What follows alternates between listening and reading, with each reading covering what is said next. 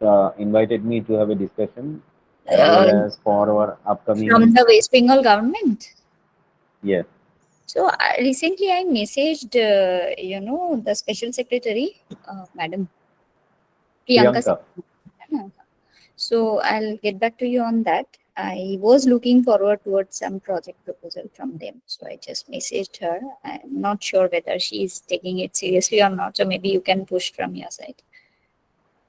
So we have So some, okay, so we we, can just, we we will talk later about this. So let's start. I think so. sure, sure. Antara, Antara, please continue. So can we start? Sure. Okay. Good afternoon, everyone. A warm welcome to all of you to today's webinar, part of the ongoing knowledge sharing series organized by SAIARD, that is South Asian Institute for Advanced Research and Development. I am Shumati Maiti, and I'll be your host for this session. It's my pleasure to welcome you to a crucial and timely discussion on initiative of NDMA towards glacial lake identification, prioritization, and GLOF disaster risk reduction. As we know, climate change has brought about significant transformation in our fragile mountain ecosystems. One of the most pressing concerns is the rapid expansion of glacial lakes and the increasing risk of glacial lake outburst floods that pose serious threats to life, infrastructure, and sustainable development, especially in the Himalayan region. In response to this growing challenge, NDMA has taken proactive steps to systematically identify, map, and prioritize the glacial lakes and to develop comprehensive strategies for disaster risk reduction. Today, our guest for this session is Dr. Sweta Baidya, Senior Consultant, NDMA, Ministry of Home Affairs, Government of India. We are deeply honored to have you with us. Your expertise and field level experience are immensely valuable. So, without any delay, I would like to request Dr. Bishwajit Roy Chaudhary, Chairperson SAIARD, to present the welcome address and share his thought with us. Over to you, sir.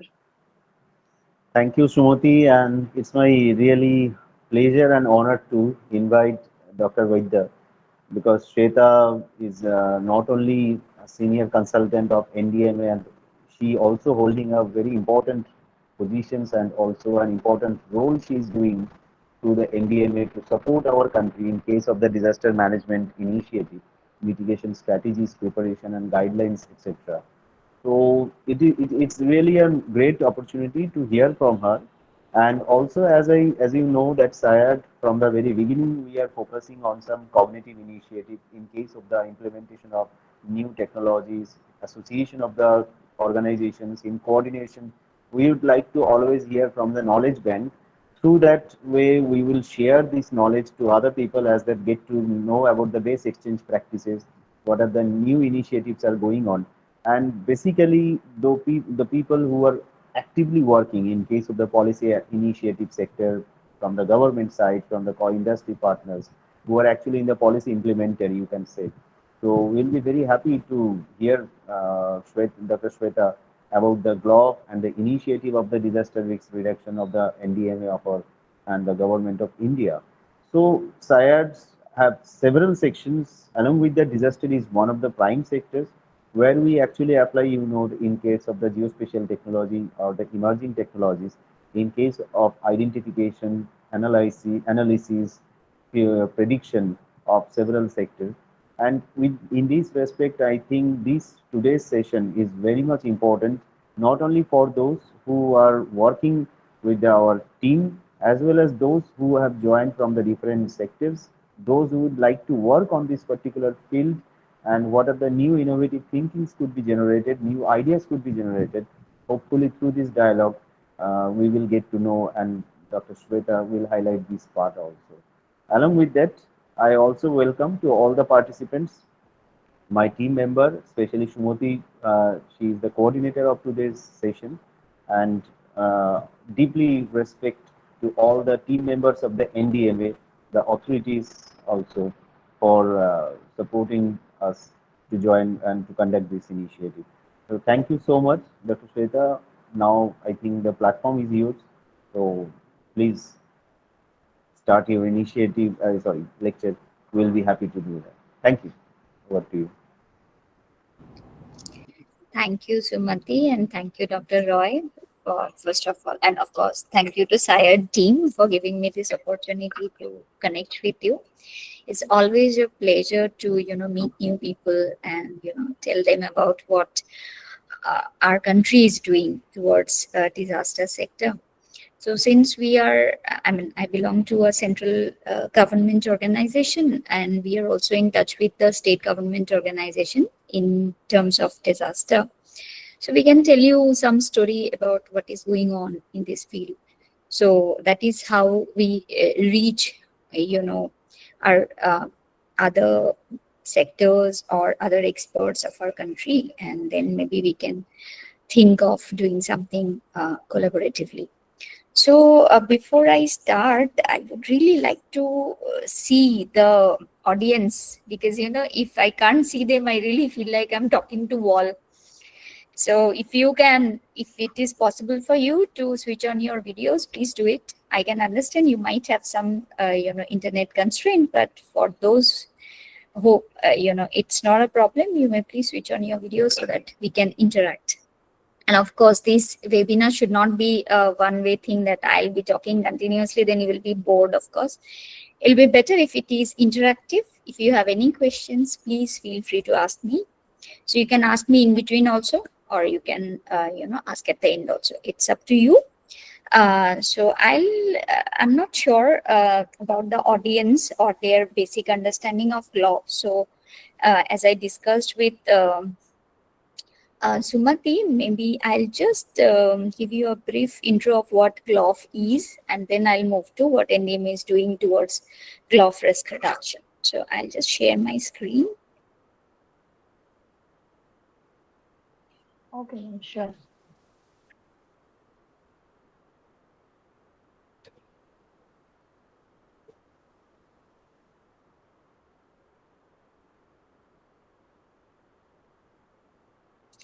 Is my screen visible? Yes, ma'am. It is visible. And is my screen moving as well? Yes. Yes. Okay, perfect. So, just to brief you what GLOF is. So, if you can see this picture, there is a picture of a ice-capped mountain range, and in front of that, there is a lake. So, this lake is normally made of the melting water from the glacier. So, as Sumati has given a very interesting, very brief and crisp introduction of what climate change is doing in the Himalayas. So in Himalayas, climate change is doing havoc. So if you have followed the news, you must have seen that how things are becoming difficult in every monsoon season in the Himalayan region. Like recently, it has happened in Himachal Pradesh. So last year also, we have seen very, I should say, very deep impact of monsoon in the Uttarakhand and Himachal region. So similarly, climate change is also impacting the glacial ice cap of the Himalayan region. And those glacial ice caps are melting at a very faster rate. Now, you might tell me, okay, that is not the picture everywhere. But yes, if you say that, you are also right. But moreover, we can say that in the eastern part of Himalaya, like Sikkim, Arunachal Pradesh, and all, there the rate of glacial melting is much, much faster than we see at the western Himalayas, like in Karakoram range. And also, you can tell me, okay, the rate of melting of glaciers in the eastern Himalaya is a bit more than we see in the Ladakh region. So, however, ultimately it is melting, and the size of these lakes are increasing, because more and more melting, they will add to the amount of water to these lakes. So basically, these lakes were not there, say, a few decades ago. Some of them, some big lakes were there, but ultimately at the starting, there were no lakes, only some depression. So some low-lying areas were there at the foothills of this mountain, and slowly, with the increasing ice melting, these depressions were filled with those ice melted water, and then they create a lake. Now, problem with this lake is, if you see in this picture, there is something called terminal moraine. So in front of the lake and in the both side of the lakes, you will see lot of sediments. Those are being deposited. So basically, those sediments are including pebbles, cobbles, some soft grain sediments, and some big boulders also. So these things are being carried by the glaciers. Now, when the glacier melts, all those leftover things are being accumulated in the three sides basically of the glacial lake. So in the front side and in both the sides. So these are known as moraine. So on both the sides, it is known as lateral moraine, and in the front, it is known as terminal moraine. So on the other side, as you see, there will be the glacier. Now, since the size of these glaciers are, the lakes are increasing, what happens is they create immense pressure on this terminal moraine. So in most of the cases, these terminal moraines break down due to the increasing water pressure. And the lateral moraine on the side, they also sometimes become very unstable. They are unstable in nature, and due to some external induced thing, like say heavy rainfall or some other human induced thing, any of these moraines can break down and they will fall into the lake, and that can ultimately create a huge kind of flood. And this flood is known as glacial lake outburst flood. That is the full form of GLOF, glacial lake outburst flood. So, in these things, all those things are explained. Now, if you look at this map, you will see that the entire Himalayan region, they are consisting of these kind of glacial lakes. So the size of the lake, the size of the circle shows you the lake quantity, I mean the numbers of lake, and the color, and the size will take you the areas. So the color will tell you the amount of the water, and the circles, the pie circles, will tell you the total lake area. So these lakes mostly, you can imagine from a small pond size to even bigger size of beals, like acres of lands. So some of the lakes are there who are more than 50 hectares. So those are really lakes for our concern, because you can imagine, even if the 1/3 water of any 50-hectare lakes goes out, that becomes a huge problem for the people who are residing below those lakes, because that entire water comes through the river basin, and the river basin is totally damaged. I'll show you some of the pictures how the GLOF can impact the local area. But just understand that a GLOF can be compared to a tsunami. So normally GLOFs are called tsunami in the mountains. So that is why it is very much disturbing thing, and everyone is concerned about this GLOFs. So now here are some of the examples that recent GLOFs have happened. So in the left hand side, you can see the Kedarnath disaster. Though the Kedarnath disaster, many of you can certainly debate that is not a GLOF, but yes, kind of GLOF, because that happened due to incessant rainfall and heavy, and the total rainfall was within a very short period of time, and that is why that GLOF kind of thing happened. So another Gya lake burst happened in Ladakh. So Ladakh, that region is not much populated, so we did not lose much of people. But Kedarnath incident, all of you are aware that how much people we lost, and very tragic incident it was. So some more lakes which are very much risky.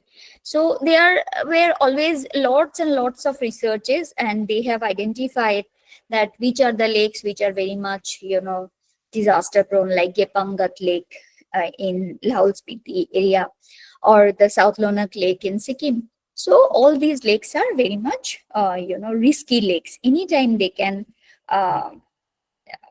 create such kind of floods.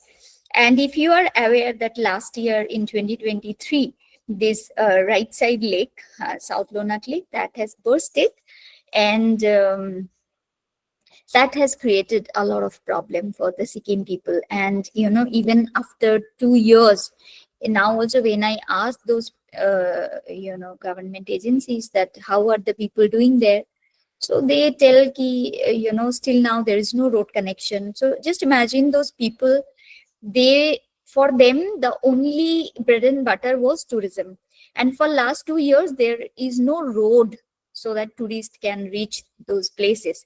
So you can imagine they have lost their livelihood. They don't have anything. So I asked them how are they living. So they are like, they have some very narrow jungle routes through which they are accessing other locality, so tourists cannot avail them. Also, most of the time, army helicopters are going and dropping their necessary items there. So for 2 years, this is the thing that is going on. And even we talked to Border Road Organization that, why you are not able to make it. So they are also saying that because of the, river toe cutting of that entire area, difficult to access those area. And, we are not able to create any roads because due to that river toe cutting, that entire slope is disturbed. Therefore, whatever roads we are creating, the monsoon time, it's very difficult to sustain those roads. So I don't know, please let me know if I'm going too fast, or am I audible, or am I legible? Please let me know.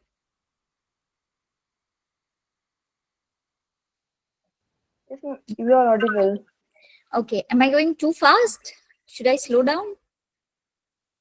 No, I think it is okay. It's okay. Okay, perfect. Thank you.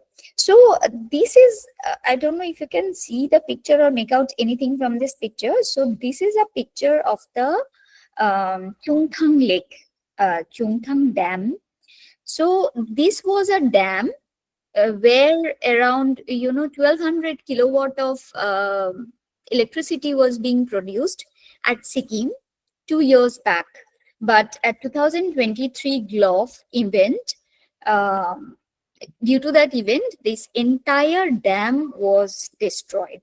And as you can see, big trucks and other building materials, parts, everything have come inside that river bed, because all these were taken away by the GLOF water, and this entire dam was finished. So in this picture, you can see in the left hand side, the dam, what it used to look like before the GLOF, and now what it looks like. So the right hand side picture, both the pictures, I was lucky enough to see both the conditions before and after. How? Because just 15 days prior to this GLOF event, I went to some of the glacial lakes there, and on the way we saw this Chungthang Dam, this intact one. And we went there for installing some of the monitoring stations that also I'll show you. And just 15 days later there was a GLOF, and then the picture became like this, the right hand side one. And this right hand side one also I have seen in person, because I went there to do the post disaster need assessment. So for mostly all the big disasters, we normally do, we means NDMA, normally do the post disaster need assessment. And from that assessment, we come to know what are the things those are required for recovery and reconstruction of those places, or what is the livelihood needs of the people who are residing there. So those are the normal studies that we do. We create a report and then we submit it to Ministry of Home Affairs, and normally they give handsome funding to the states for recreating those places, or not only recreating, we call it build back better. So nowadays we create these things even in a better way, so more sustainable way. So that is the thought. So these are some of the buildings which used to be there near the Chungthang Dam. You can see the destruction that one GLOF has created to these buildings. And if you see very closely to this picture, you will see that big boulders, those have, just entered into the house. So you can imagine the roof has blown away, the big boulders have got away. So when I went to visit these places, I talked to people, local people. I asked them that, how did you save your life? How did you know where to go?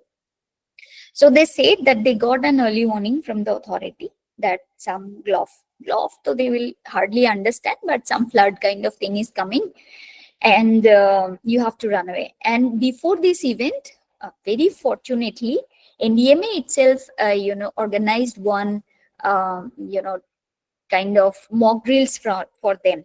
So from that mock drill, they knew how you have to evacuate, what are the evacuation roads, and where you have to reach. So I just hope my audience understands all these terms. So normally whenever some disaster comes, there are certain marked ways which you have to follow, through which you have to run away and save your life. So they said that we were almost sleeping, or someone was about to sleep, and the moment local authority announced with mic that you have to vacate immediately, so they could only take away their kids and elderly people. So this is one more important thing that we should all take care of whenever there is any such disaster. The most important thing is, how do you take care of your kids, or how do you take care of your elderly people? So those are important things. So they just said that we could somehow took our parents, we just put them in some car, we just threw our kids into some car so that they reaches the safest place, and we could just run away. Even we left our sandals, forget about any valuables. So that was the situation, and that is why mock drill for any of the disaster is a must. So you will be happy to know that even when the India-Pakistan tension was going on, at that time also, we were connecting with all the states, and especially the border states, and we were telling them how to prepare for mock drill, what are the things that they have to do, many other things. So mock drill is a must for any of the disaster. So this is one very interesting thing. If you can see the buildings, so these buildings are not directly hit by the GLOF, but since there was immense water flow in the river bed, what that river has done is that river has destructed the bottom of the hills on the both the sides. Now what is happening, since the bottom of the hill is eroded by the immense force of GLOF water, the entire slope of that hill is falling down. Now these buildings were on the slope of the hills, it is stable one, but since there is a toe cutting in the river and the entire slope has become unstable, therefore these buildings are also just flowing towards the gorge. You can see all the walls are broken, everything is broken, and this village is known as Naga village, and almost every house of this village has got big cracks. Some are totally destructed, and all the peoples had to leave their house. They went to some shelters, and recently I confirmed with Sikkim government, they said that everyone from that village has evacuated. At the starting, of course, they were not ready to leave their place. You just imagine, certainly you have to leave your home tomorrow. Someone tells you, okay, you leave your home and go to some other shelter, where you might not get the comfort that you were getting at your own home. And of course, a lot of your love, your affection for your home is, of course, it will be there, and certainly no one wants to leave their home, but the position is like that they cannot live in those homes anymore, and those are really risky for their life. So they had to leave their houses and they had to go for a shelter, and now government have provided them a permanent shelter somewhere else, some land, some houses. So those are the money that goes from our PDNA reports.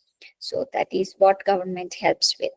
So these are the condition, and this is the impact of the GLOF that can be. And I could not, give here all the pictures, but when we went there for the, the post-disaster need assessment, we saw 35 meters high sedimentation in the riverbed. So almost up to third floor or fourth floor of people's house were full of sediment. So you can imagine third and fourth floor of the people's house were full of sediment. So, those buildings are in horrible condition.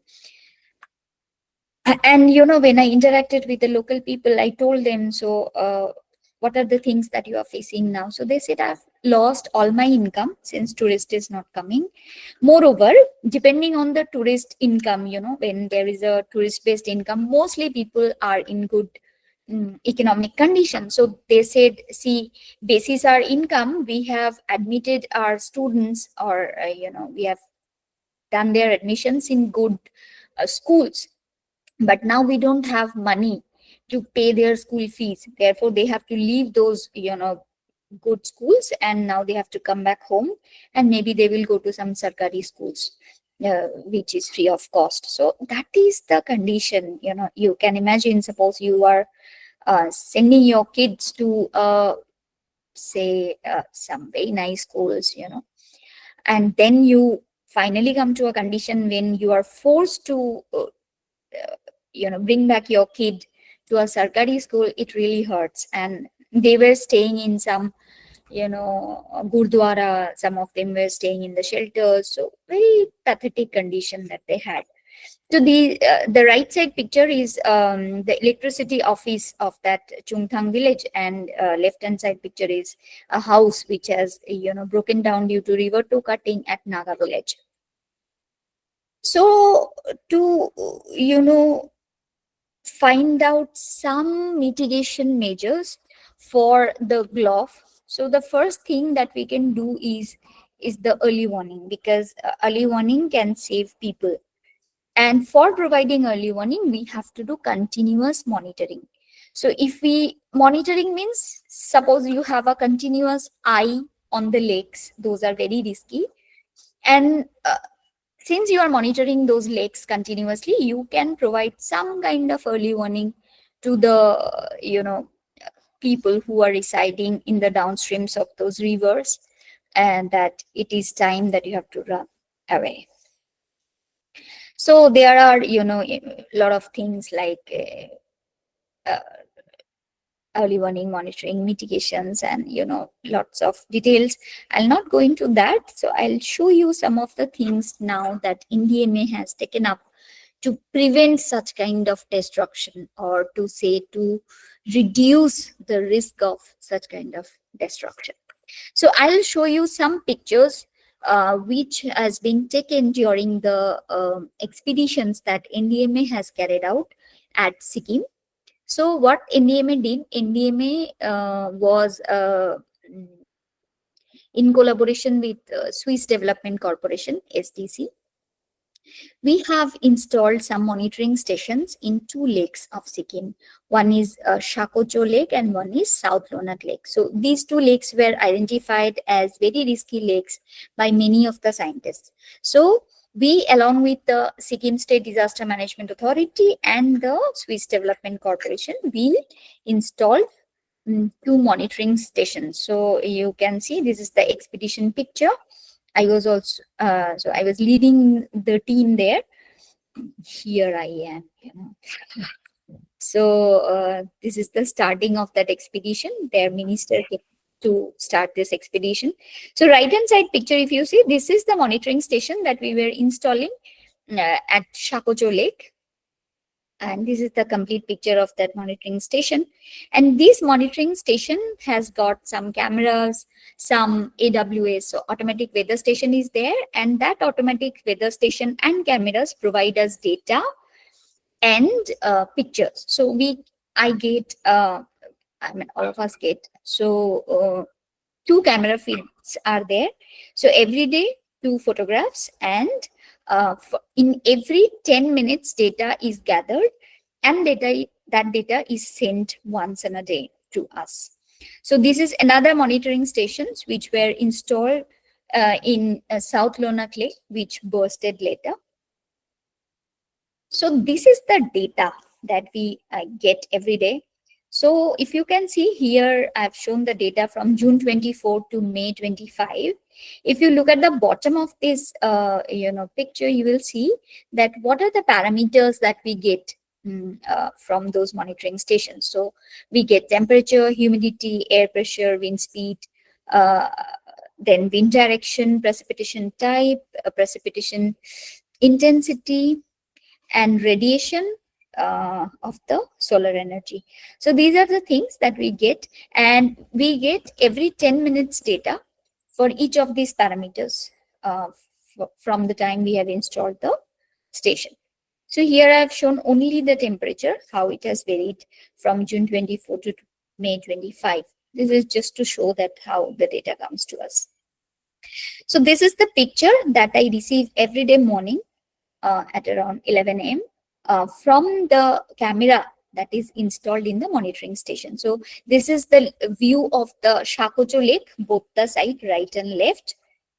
And if I show you the South Lonak Lake, there you will see in this picture, just notice it starts in 1962. That time there was no lake. And slowly, the lake started increasing. And at 2023, it was at the maximum. And many scientists predicted that there could be a GLOF event. Unfortunately, the monitoring stations which we installed, in 2023 September, that got washed away due to that GLOF of October 3rd night and October 4th morning. So again, we have installed another monitoring station later on there to replace that. But unfortunately, that was the thing that we have lost it. But doesn't matter. We'll keep on installing things like that just to know or understand what might happen in the future.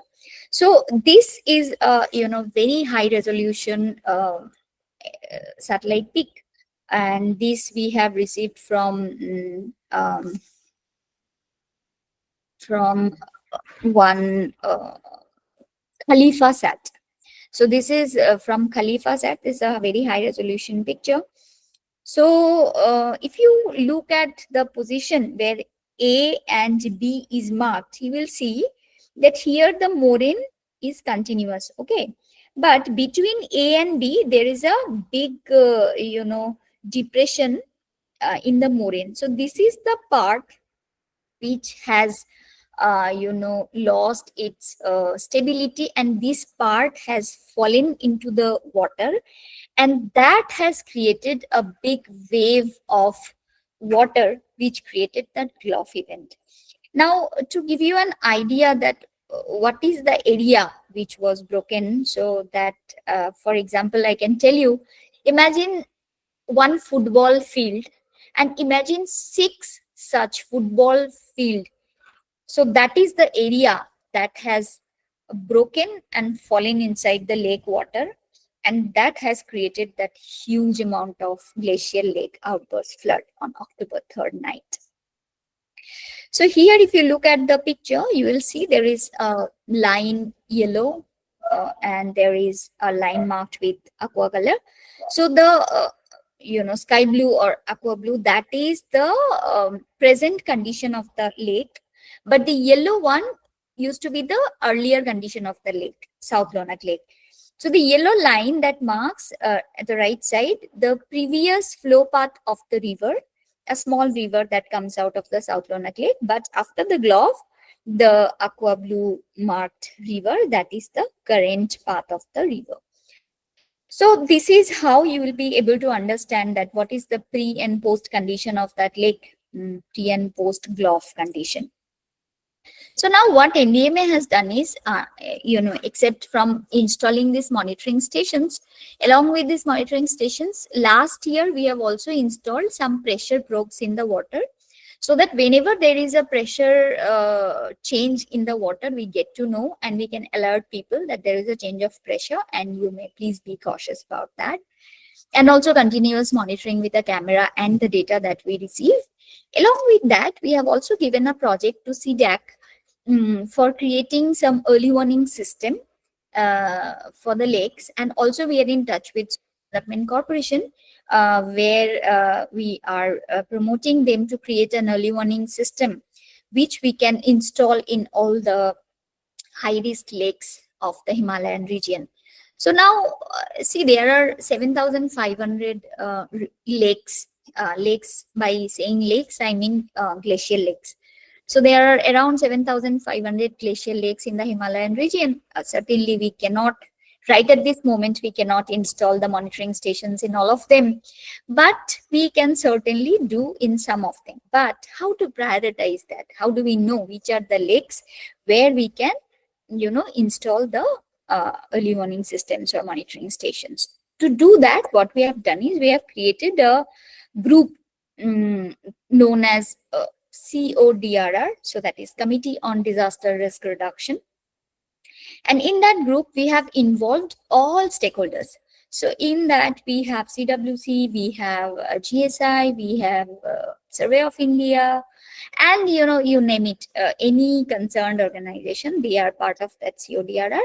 And then we had vigorous discussion with them. So we have had at least 15 meetings with them, and then we have come up with a list which is the most risky glacial lakes, and in terms of many things. So that considers the size of the lake, that considers the rate of glacier melting, or the rate at which that glacial lake is increasing.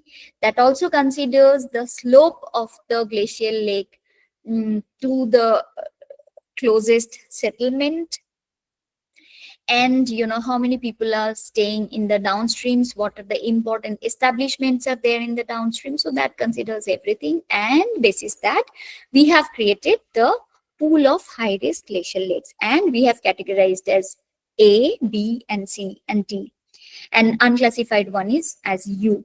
So A being the most risky one, and then comes B, then comes C, like that. So NRSC has identified, total 44 lakes and 15 with high priority. And among these 15, 4 are there which are transboundary. So say they are in Nepal or they are in Bhutan, like that also there is there. And then CWC has identified total 27 lakes, and CDAC has identified 155 lakes, and GSI 31 lakes, and SDC 57. So after, considering all these lakes, finally, after a discussion with NRSA, CWC, CDAC, GSI, SDC, we have come up with a big database of the lakes of Himalayan region. And there, state-wise, we have identified who are the most, risk-prone lakes. So there are 7 lakes which are identified by 4 organizations. There are 18 lakes which are mentioned by 3 organizations. Like that, we have categorized. And finally, we have identified total 188 lakes, which is of utmost priority. In that, A category is 42, B category is 37, and C is 62. So what happened is, these 42 lakes we are going to address first, because they are the most risky and they are considered by many of the organization. Therefore, we consider them first. And at these 42 lakes, we are asking states to go for expeditions to understand, because each of these lakes are very unique. They have their own problems and they have their own setup. So you need to visit all of them in person with experts, and then you will come to know that what are the specific problems of that lake, and what are the specific mitigation measures that you need to take up for each of them. So those are very tricky things, and in the process of doing anything, if something goes wrong, then there is always a chance that a second GLOF happens, and that will be human induced and will be questionable and answerable for that. So those are the difficult things. So we have also come up, in fact, I myself prepared this. So there is something called National GLOF Risk Mitigation Program. So that is a national level program, and this program is being funded by SDMF. So NDMF, sorry. So that is a National Disaster Mitigation Fund. We also have SDMF, which is State Disaster Mitigation Fund. But for the first time in India, central government has allocated 13,000 crore rupees just to address different hazard mitigation program. And in that, this NGRMP, National GLOF Risk Mitigation Program, has earned 150 crore rupees. And this money is going to 4 states, to Sikkim, Arunachal Pradesh, Uttarakhand, and Himachal Pradesh. We are trying a lot to get some fund for Ladakh and Jammu and Kashmir. But since they are UT, they cannot be involved into in NDMF, National Disaster Risk Mitigation Fund. So we are trying to arrange some other funds for them. So, good thing is that we have started this work, this program in 4 states, and hopefully we'll be able to, do something very positive in these states. So you can see here, I've given the distribution of amount of money that is going to these states and the amount of glacial lakes, or the number of glacial lakes that they have.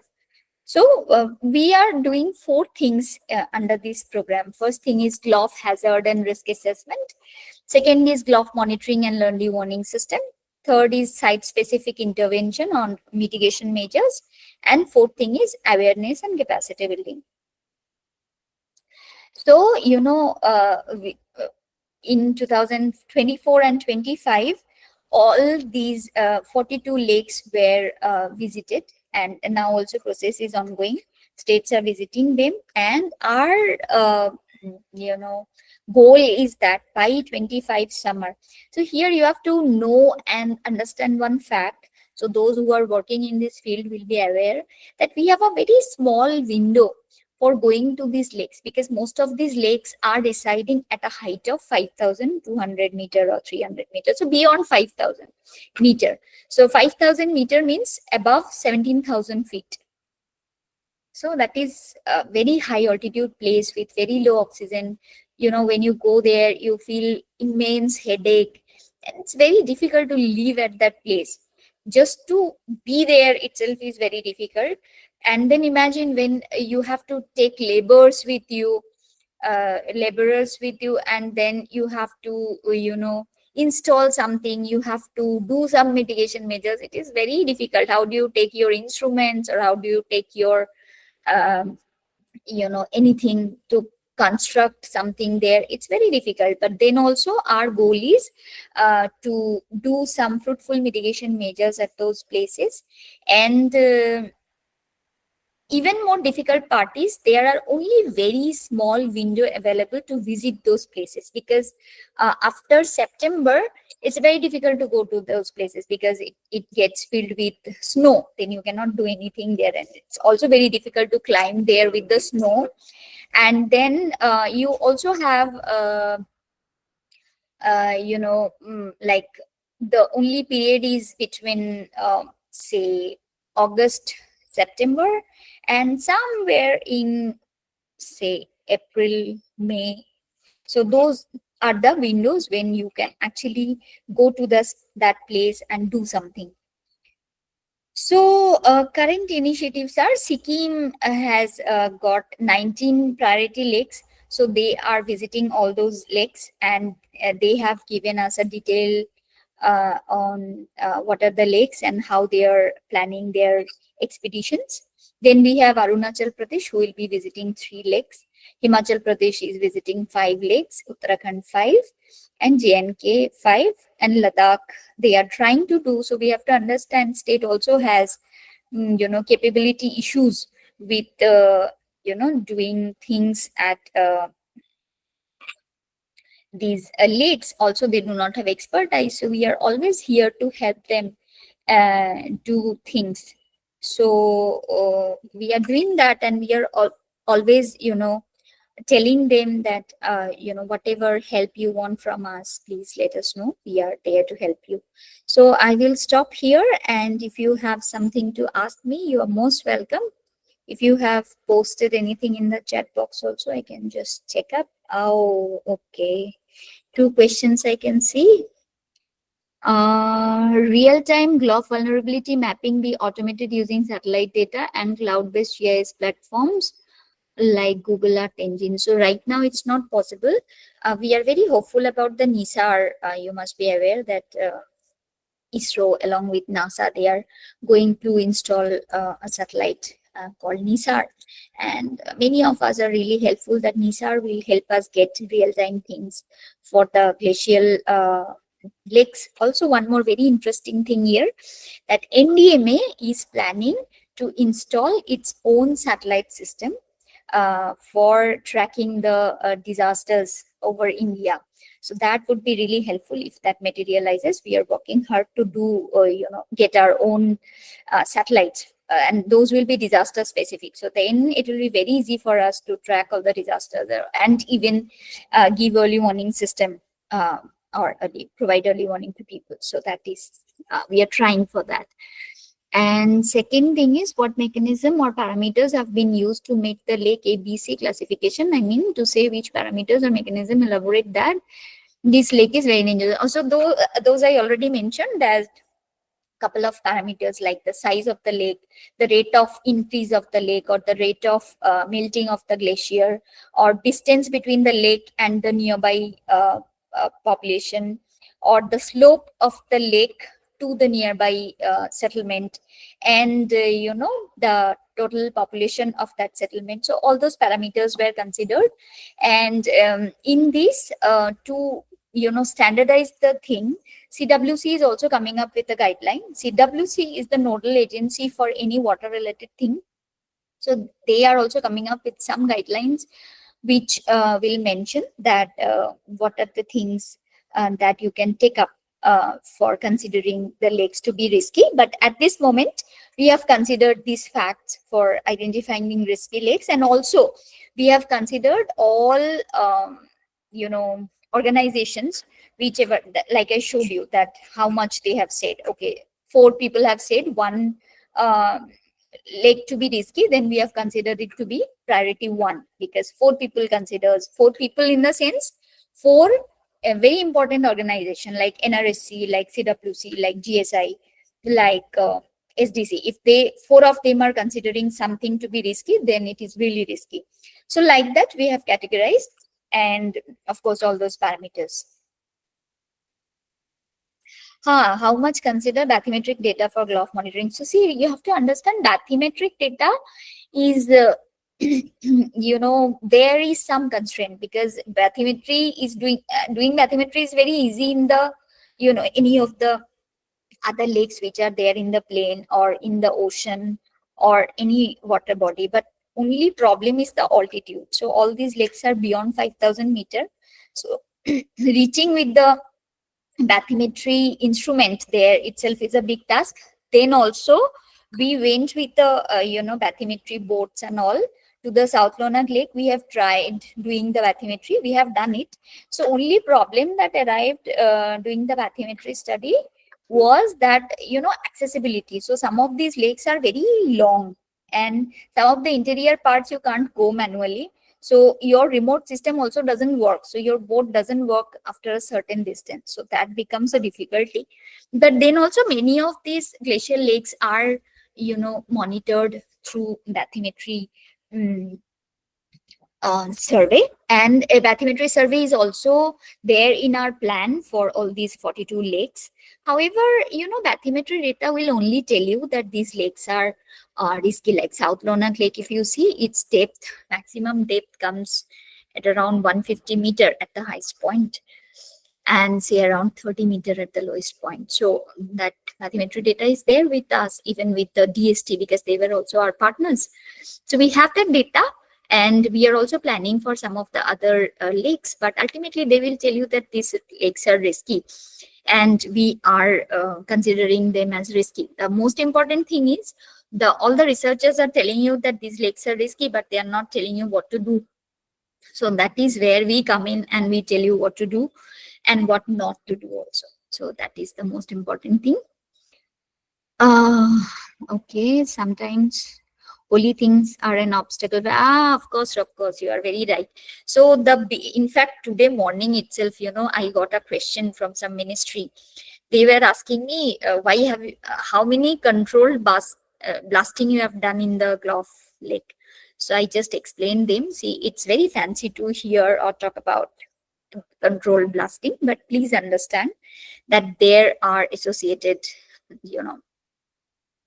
risk with the controlled blasting, because you never know that when it will go wrong, and then you are creating a human induced GLOF for the people which you cannot justify. So there are better ways for mitigation other than blasting. And in those explanation, I also wrote that there are local beliefs. I have seen people practically who went there along with us for the expedition. The local people, they just put some stones on the bank of those lakes, and they consider those lakes to be very holy, and they pray to that lake. Even before our expedition also, monks came from the monasteries. He did a special puja, and then only he gave permission to us for visiting those lakes. And we confirmed them that we are not going to harm their beliefs, or we are not going to do anything wrong with their lakes.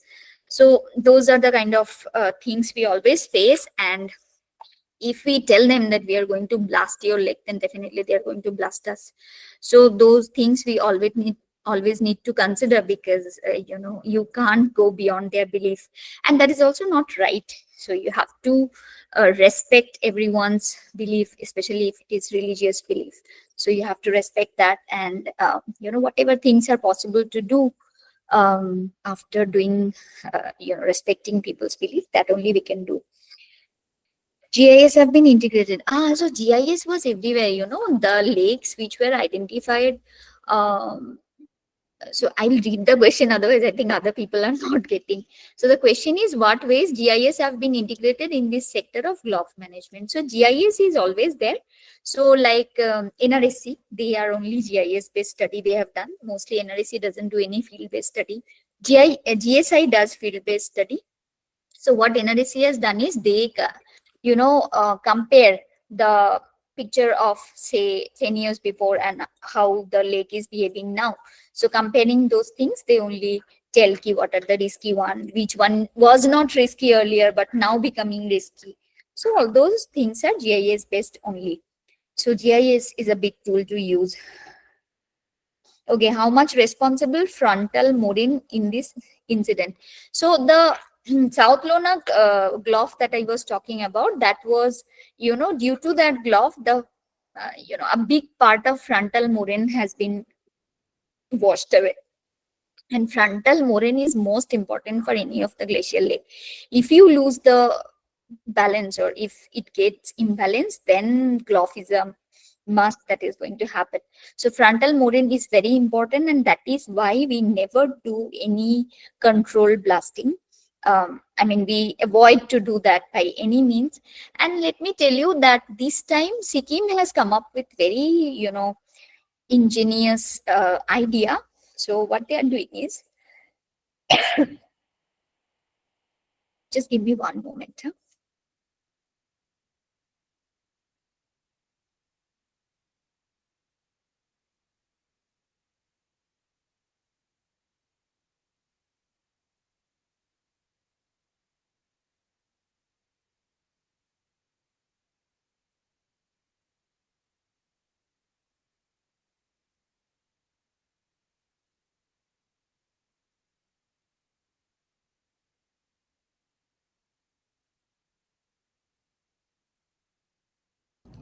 Sorry. So yes, I was telling that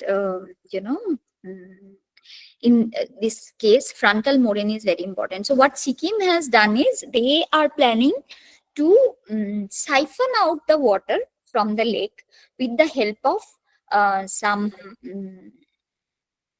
what should I say, solar based pumps. So they are using say 50 solar based pumps, through which they will be draining the water from the lake to reduce the water level. But then also they are avoiding the frontal moraine. They are only doing it through the lateral moraines, because if by any chance there is any damage in the frontal moraine, and if that stability is disturbed, then you are going to cause a huge GLOF. So that is why frontal moraine is very much important. What else question I have? How feasible is it to, thank you. How feasible it is to deploy drones in high altitude glacial zones for continuous surveillance and structural analysis of logs? So good question. So I will tell you about the drone. Continuous monitoring you cannot do, because at that altitude, and how do you control that drone from very far places? So you have to be there, therefore continuous it is not possible. But we did a drone survey there. The problem is, all those lakes are at the border areas. So China border is very close to these lakes, the lakes that I was showing you. So getting permission from authority itself is a big deal, that you fly a drone there, because there is security issues. Also, if you get their permission, like we did it, but at that altitude with a very low pressure, for long time you cannot do it. But yeah, for shorter time you can certainly do a drone survey. That feasibility is there. In ISA Bangalore, I heard about the HIGT-HIM model to identify the future presence of a glacial lake. Can we really do such a? Yes, it is possible. You can do it, but only thing is, identifying the glacial lake is easy. That you can anyway do it, but you have to, now it's high time that you think and you do something. That how do you prevent a GLOF? If not prevent, then if there is a GLOF, how do you tell people that they're going to be a GLOF and you better take care? And even if in any case there is a GLOF, how do you save people? So all these things are there. So for stopping GLOF, what we are doing is, one thing is already told you, siphoning, that Sikkim is planning. Second thing is, they are planning a very wonderful thing. So they are creating a kind of a dam, which will be a kind of flow through dam, through which the extra water that comes from the lake, that will pass on. And they have identified a beautiful place, a low-lying area at a big place, at a kind of plain, right after the lake, where a big amount of water can be stored, the extra GLOF water that can be stored there, so that the power of the GLOF is reduced. You know why I say the power of the GLOF? Because I've seen there, imagine a very big bridge, proper bridge, concrete bridge, with a pillar, say the width of the pillar will be around, I'm sure it will be 5 meter at least.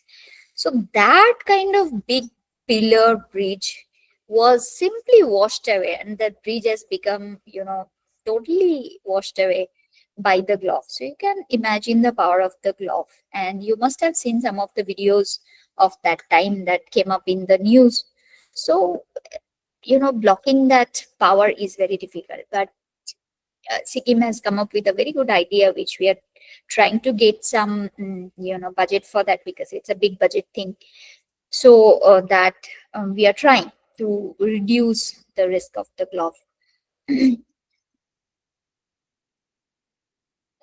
There are any very recent trends in glacier retreat or new lake formations in Indian Himalayas? Those are especially alarming.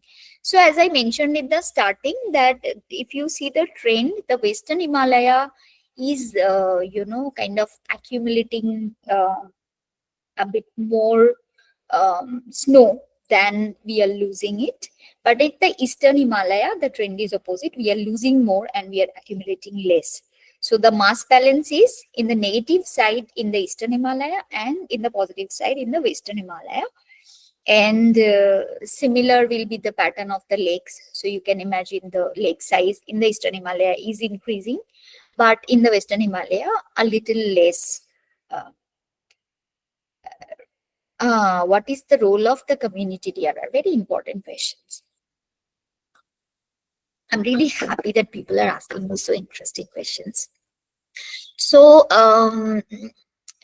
community DRR is the most important thing. Like I told you, when I went there for the post-disaster need assessment, I asked them that how did you know where you have to go? Like, honestly, if you ask me, I keep on thinking that if tomorrow, sir, I live in Delhi. So if suddenly tomorrow some earthquake comes, how do I run away with my kid? So honestly, I don't have an answer because I stay at 11th floor, and with my 4-year-old kid who cannot run away and who cannot understand the emergency of that moment, it's practically difficult to run away with a kid from 11th floor and you want to reach the ground floor, and where also you are not sure whether the building will fall on you or not. So many times earthquake has happened, and we have gone out, but that doesn't work. So being a disaster person, I was not sure. That is why I asked those people that how do you know.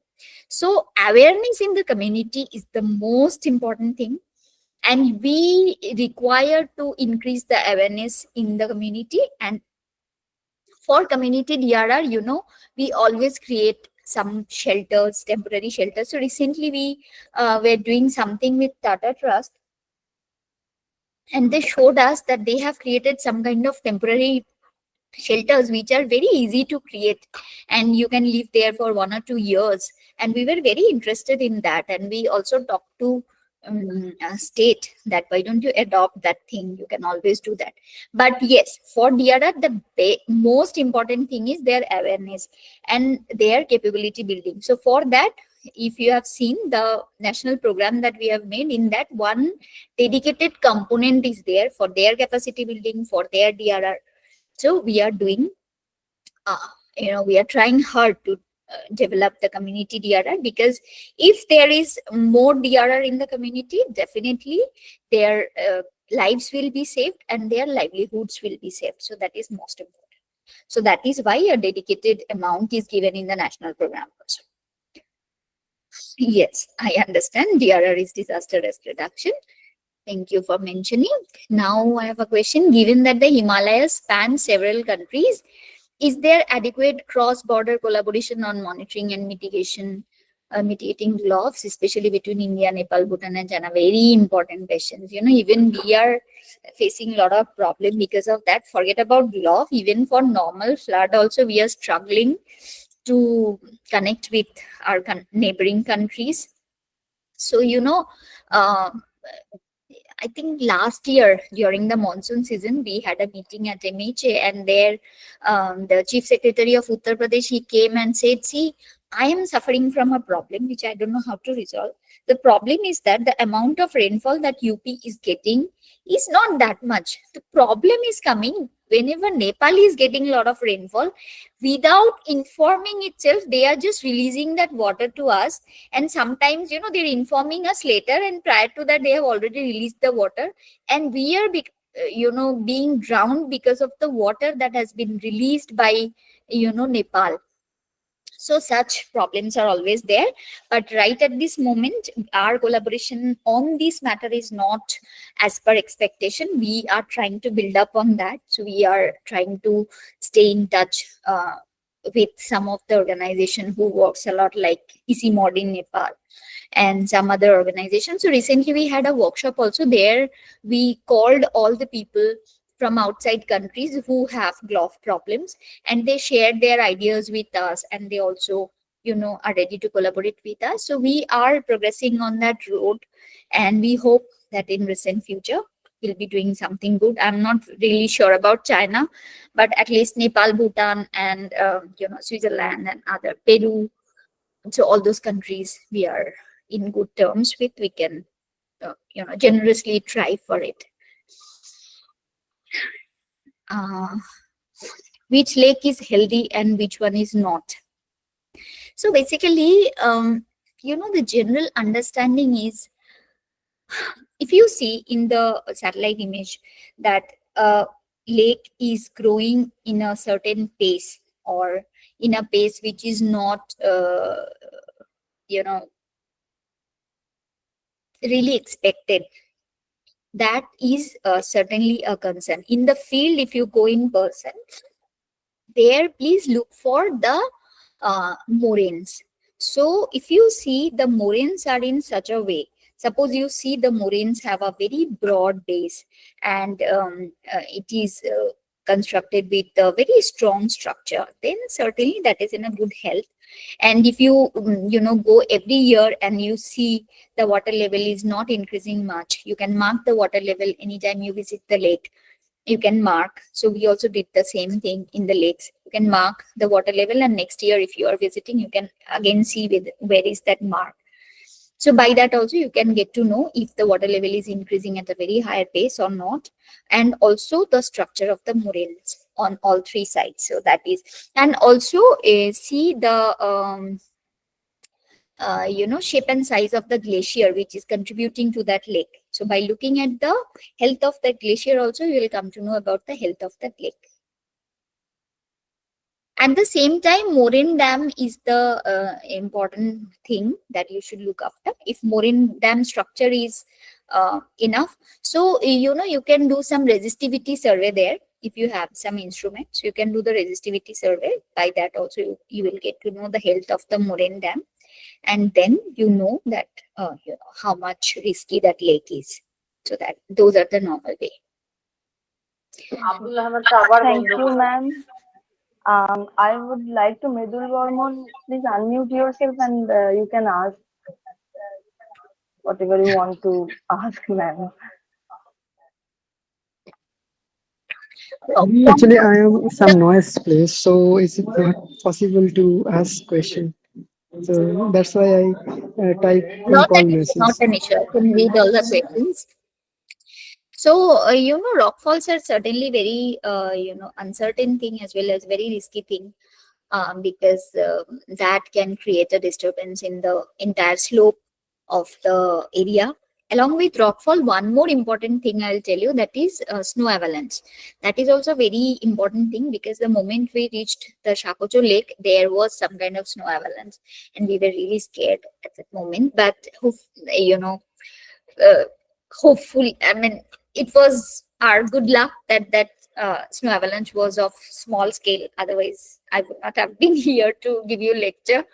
And even I was with good luck that 15 days later I visited that place that GLOF happened. So if it would have happened 15 days before, I would not have been there. So, and also, a very sad thing that one person from this Chungthang Dam, he was in a very senior position and a very good fellow. So he was accompanying us into the expedition. Um, but unfortunately, when this dam was bursted, he got dead in that dam burst. So that person was there with us in the expedition. So for a long time, we were mentally very much disturbed, because every day we used to get news and photographs of people losing their life and their livelihoods, their houses. So once you visit those places, it's very difficult to hold your tear, because everyone comes to you and they think that you can do a lot for them. They will come to you, they will cry in front of you, then you also feel very morose. So it's very difficult. Anyways, so that is why all of us have to do some good work, and definitely I will request all of you, please come up with very innovative mitigation measures. If you feel that you have really interesting innovative mitigation measures, please write us, and we'll certainly get back to you if you have something really innovative and interesting. And we really look forward towards mitigation measures for any of the hazard, for that matter, not only GLOF, any hazard that you think that something we can do which was not being done until now, something new, any technology, any idea, anything that could be a very wild thing, but please come up with that. Write that to us, and certainly if that is worth it, we'll certainly do that. We can do pilots on that. There is not a problem. So we receive many things like that from many of the people from other states. Like someone claims I can, predict earthquake. Someone says, I can do something which will stop tsunami. So all those things we get. So never think that, people might laugh at you. Don't care at all. If you have some innovative idea, please carry on with that idea, because what we require is some innovative idea and some implementation in the field. So for implementation, we are there. For any innovative idea, I really urge all of you. Thank you so much for this. And if you have any further questions, I think you can get back to Sumati and she can write to me. Yes, ma'am. Anyone have any queries? Can unmute yourself and can ask. And before ending the session, um, I would like to request everyone to check the chat box and fill the feedback form to getting the certificate. Okay, thank you everyone, and thank you for your questions. I'm really happy that Okay, you were ma'am. there with me. Yes.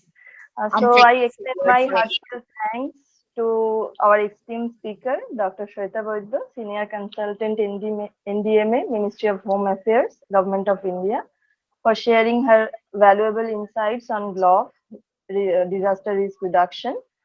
And I would also thank Dr. Bishwajit Roy Choudhury, our chairperson, for his constant support, and all the participants for their enthusiastic presence and engagement. Special thanks to the organizing team for their efforts in making this session a success. Thank you once again, everyone. We have several upcoming insightful webinars as part of this series. We encourage you to join these sessions to stay informed and engaged. For complete details and updates, please visit and follow our official LinkedIn page. We look forward to your continued participation in our future initiatives. Stay safe, stay connected. Thank you. Thank you so much, ma'am. Thank you all. Thank you everyone. Thank you so much.